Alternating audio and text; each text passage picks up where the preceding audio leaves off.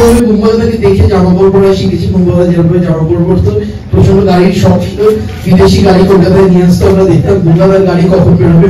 আমার মনে আছে প্রথম একটা নিশান সানি গাড়ি এনেছিল, লাইট টাইম খুলে যেত, লেট 80s এ। তো বুম্বাদাকে দেখে সবকিছু, তাই জন্য আমাদের যত ব্যবসা, রেস্টুরেন্টের ব্যবসার প্রথম রেস্টুরেন্ট সবকটা বুম্বাদার হাত ধরি, বুম্বাদার আশীর্বাদ নিয়ে আমরা খুলেছি।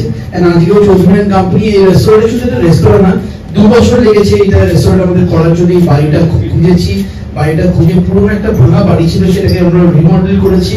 পুরোনো দিনের পাইস হোটেল যেটা ছিল, যেখানে আগে তো বাঙালি রেস্টুরেন্ট মানে তো পাইস হোটেল ছিল, সেই কনসেপ্টটাকে আমরা রিক্রিয়েট করেছি। সবকিছু নিয়ে বাকিটা দাদা বলবে। আজকে আমরা এখানে এসেছি থ্যাঙ্কস টু বুম্বাদা, অফকোর্স পারমিতা দিয়ে, আমাদের পাড়ার পৌরমিতা, মানে ওদের পৌরমাতা, সরি আমাদের কাউন্সিলর, বাংলায় অসুবিধা করার জন্য ওনারা অনেক হেল্প করেছে করার জন্য। থ্যাংক ইউ বুম্বাদা। দাদা কিছু বলবে, তারপর সুষমা কিন্তু বুম্বাদা ভাই, সুন্দর ভাই। কিন্তু আমি যখন প্রথম করি চ্যাপ্টার 2 যখন প্রথম করি, ইনফ্যাক্ট আমি যখন 10 বছর হলো, আমার মনে আছে বুম্বাদা নিজের ফ্যাক্টরিটা চেঞ্জ করলো ভাই আমাদের কোনো আসবে বলে। থ্যাংক ইউ বুম্বাদা, means a lot from the heart, and you are really an icon to us and really happy to you. Thank you বুম্বাদা।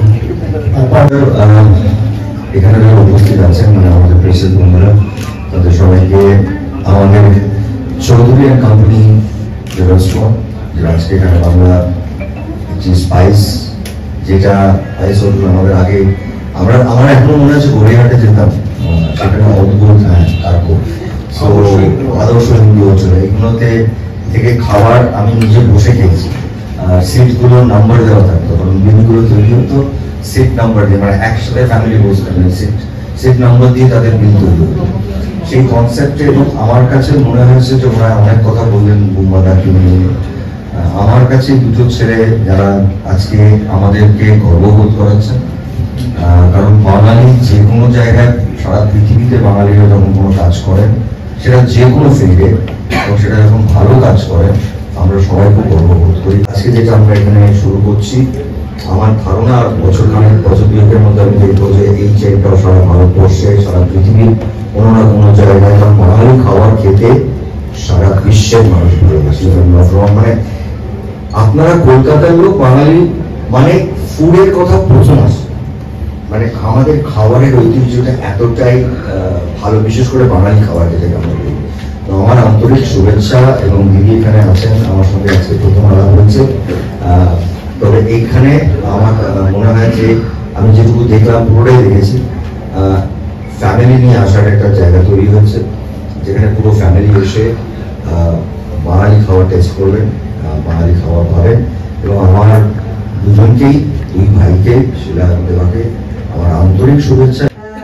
আমাদের 2 ছেলেকে, আমি ছেলে বলেই তো তাই জন্য তাই বলছি, 2 ছেলেকে আমি একটা কথা শুধু আপনাদের সবাইকে বলবো, আমাদের বাঙালিদের খুব বদনাম ছিল, আমরা বিজনেস করতে পারি না, আমরা এখানে পিছিয়ে আছি, আমরা চাকরি করতে চাই, আমরা বিজনেস করতে চাই না, বহুকাল ধরে এইসব কথা শুনেছি। কিন্তু ওরা না সমস্ত কিছু ভেঙে দিয়েছে। আজকে এত লোককে ওরা চাকরি দিচ্ছে, এটা একটা বড় হাততালি হয়ে যাবে। দেখুন, শুধু নিজের জন্য কাজ করা একরকম, আর সমস্ত লোককে, তাদেরকে ঘর সংসার চালানো, তাদেরও এইভাবে, ওরা অনেক যুদ্ধ করেছে কোভিডের সময়, অনেক কিছু বন্ধ হয়ে গেছিল, কিন্তু ওদের যারা কাজ করতো তারা কিন্তু কেউ যায়নি, ওদের এই দিকটার কথা কিন্তু আমি জানি। আর চৌধুরী অ্যান্ড কোম্পানি ভাই কেন দিলে নামটা শিলাদিত্য দেবাদিত্য, এই কোম্পানিটা আর ভালো লাগছে না, সিও ফুল স্টপটা আই জাস্ট ডোন্ট নো। আমরা রেসপেক্ট করব না, নামটা বললাম, আমরা রেসপেক্ট করব, ঠিক আছে, সেটা চলবে, সেটা হেল্পফুল।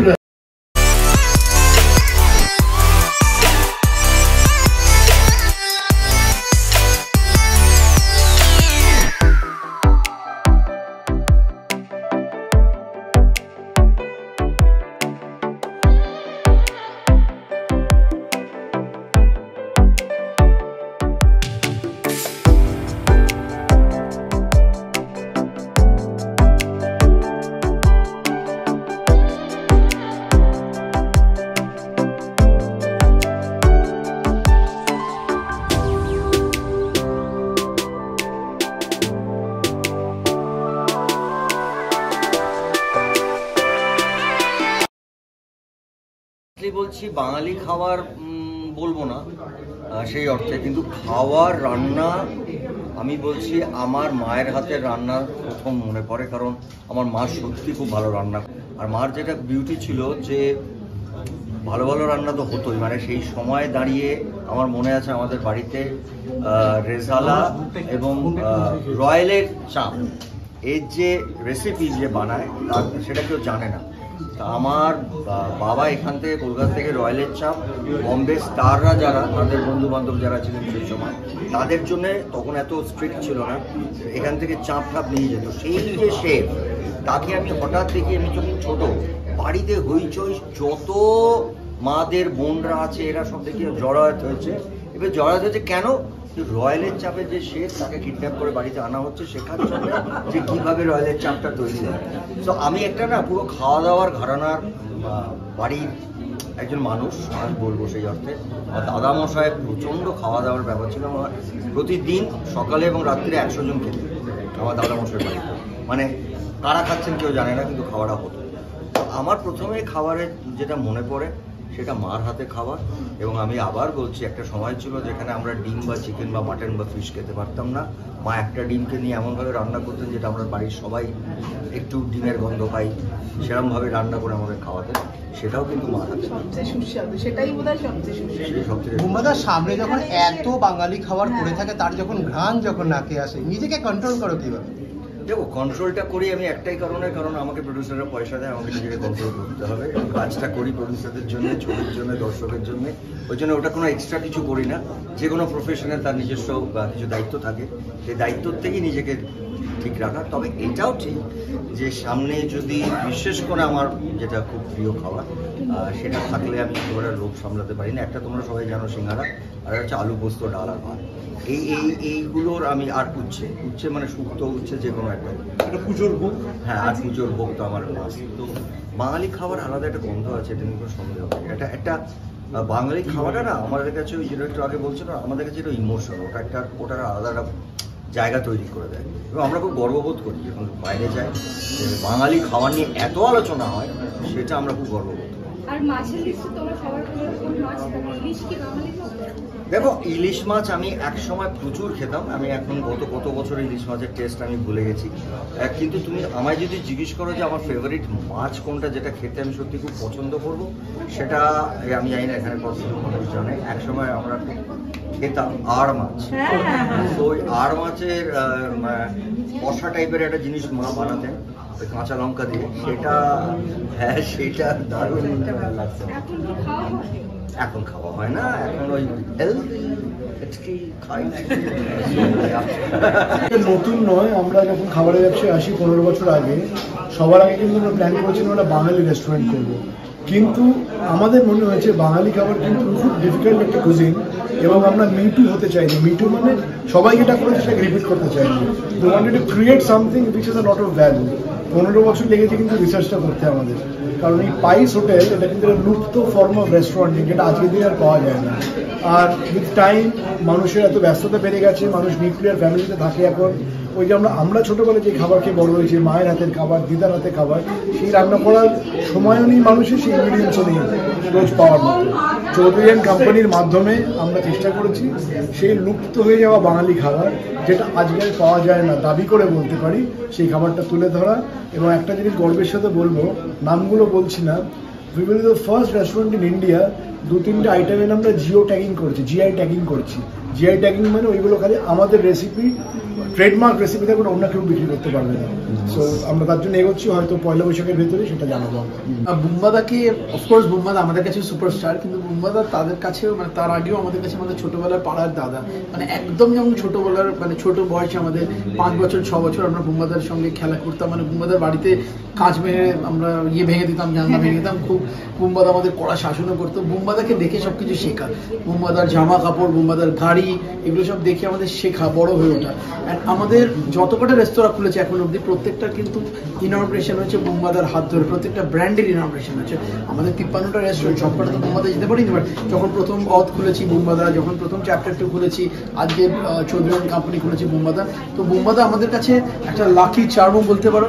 অ্যান্ড অফকোর্স এটা ইমোশনের জায়গা। চৌধুরী কোম্পানি দাদা তো বলেই দিল, এই বাড়িটা খুঁজতেই আমাদের প্রচুর সময় লেগেছে, কারণ দাদা যেটা বললো আমরা অনেকদিন ধরে মনে করেছিলাম, ভেবেছিলাম যে একটা বাঙালি রেস্টুরেন্ট খুলবো, কিন্তু জাস্ট একটা বাঙালি রেস্টুরেন্ট খুলবো না, আমাদের মাথায় একটা ছবি ছিল, সেই ছবিটা কোনো জায়গায় বাস্তবে পাচ্ছিলাম না। এই বাড়িটা যখন পেলাম তখন মনে হলো যেন এই ছবিটা সত্যিকারে পেয়ে গেলাম, একটা পুরোনো বাড়ি পেলাম। 2 বছর লাগলো রেস্টুরেন্টটা খুলতে, ইন্টেরিয়ার কমপ্লিট করতে, মাঝখানে একবার ইন্টেরিয়ার করলাম, পছন্দ হলো না, আবার আমরা চেঞ্জ করলাম, খাবারটাকে চেঞ্জ করলাম। কিন্তু আজকে দাঁড়িয়ে এই দাবিটা করতে পেলে হয়তো একটু মনে হবে যে we are blowing our own trumpets. আমাদের এই রেস্তোরাঁর কোনো কম্পিটিশন নেই, বাঙালি রেস্তোরাঁর সঙ্গে কিন্তু অন্য বাঙালি রেস্তোরাঁর সাথে গোলালি চলবে না। মানে অ্যাম্বিয়েন্স থেকে শুরু করতে গেলে, মানে শুরু করে কস্টিউম ডিজাইন করেছে অভিষেক, রাজা সাইফের কস্টিউম ডিজাইন করে, বা বলিউডের অনেকের কস্টিউম ডিজাইন করে, এখানে তো সবার করেই করে। সে প্রথমবার রাজি হয়েছে আমাদের বন্ধু যে এই কস্টিউম ডিজাইন করার জন্য রেস্তোরাঁতে। প্রত্যেকটার একটা মজা আছে, খেলা আছে, প্রত্যেকটা দিকে দেওয়ালের যেদিকে তাকাবে একটা গল্প আছে, সবকিছু নিয়েই চৌধুরী অ্যান্ড কোম্পানি। আশা করি আপনারা যখন আসবেন এখানে খেতে, আপনারও একটা গল্প নিয়ে ফিরবে, যেটা অন্য লোককে বলতে পারবেন।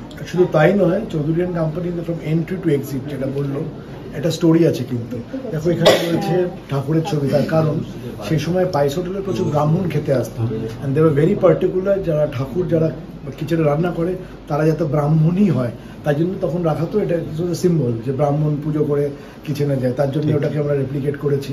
সেই সময় দেখো এখানে ট্রাঙ্ক রাখা আছে, বিভিন্ন মানুষ ট্রাঙ্ক নিয়ে আসতেন, স্টেশনে নামতেন, হাওড়া স্টেশনে, শিয়ালদা স্টেশনে ট্রাঙ্কটা রেখে খেতে যেতেন, আমরা এখানে রিক্রিয়েট করেছি।